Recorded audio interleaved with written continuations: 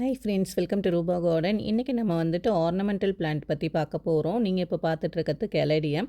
கெலடியமில் வந்து பார்த்திங்கன்னா நிறைய கலர் வெரைட்டி வந்து இருக்குது. என்கிட்ட இருக்கிறதுலாம் நார்மல் வெரைட்டி தான். மார்க்கெட்டில் வந்து பார்த்திங்கன்னா ரொம்ப ஹை ரேஞ்சில் இருக்கக்கூடிய கெலடியம்ஸ் கூட இருக்குது. இது எதுக்காக வீட்டில் வந்து வளர்க்குறாங்க அப்படின்னு பார்த்திங்கன்னா ஒரு அட்ராக்ஷனுக்காக தான். இலைகள்லாம் பார்த்திங்கனாலே தெரியும், அந்த பேட்டர்ன்லாம் ஒவ்வொன்றும் ஒவ்வொரு வித்தியாசங்களாக இருக்கும். அது மட்டும் இல்லாமல் இது வந்து ஒரு ஏர் பியூரிஃபையிங் பிளான்ட்.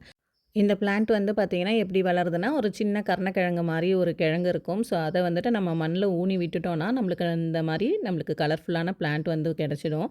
ஸோ, இந்த கிழங்கு வந்துட்டு டார்மன்சி வந்து போயிடும். இந்த மழை நாட்கள்லாம் முடிஞ்சதுக்கு அப்புறமா நம்மளுக்கு வந்துட்டு ஒரு இலையும் இல்லாம அப்படியே வந்துட்டு தொட்டியில அந்த கிழங்கு மட்டும் பெருத்துக்கிட்டே இருக்கும். ஸோ, அடுத்த சீசனுக்கு ஒரு மழை வந்ததுக்கு அப்புறமாவே நம்மளுக்கு தொட்டி ஃபுல்லா கலர்ஃபுல்லா இந்த மாரி இலைகள் வர ஆரம்பிச்சிடும். மழை கண்டிப்பா இதுக்கு தேவை.